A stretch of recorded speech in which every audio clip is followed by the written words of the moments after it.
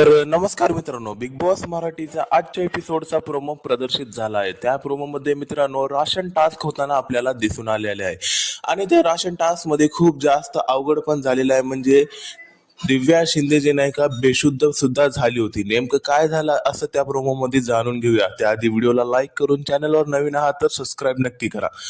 तर मित्रांनो नेमकं झालं असं आहे की बिग बॉसने घरामध्ये खूप जास्त भांडी दिलेली आहे, तुम्ही बघू शकता स्क्रीनवर. आणि हे सर्व कंटेस्टंटला मिळून जे नाही का धुवायचे आहेत.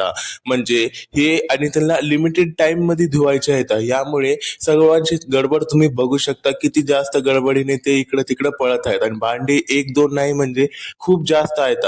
आणि तेवढ्यामध्येच मित्रांनो सगळेजण म्हणत होते की बिग बॉस थोडे भांडे कमी करा, खूप जास्त आहेत, एवढं होत नाही.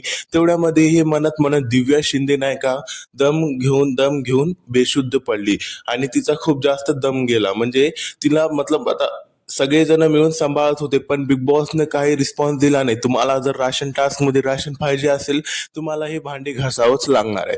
तर मित्रांनो या प्रोमो मध्ये आपल्याला असं दाखवलेलं आहे की बिग बॉसनं पहिल्याच दिवशी म्हणजे पहिल्याच टास्क मध्ये सर्व घरच्यांना कळून टाकले की समोर काय काय होऊ शकतं. म्हणजे पहिला तर इझीच राहू शकतो, म्हणजे समोर आणि काय काय होऊ शकतं त्यांना अशी भनक पडलेली आहे.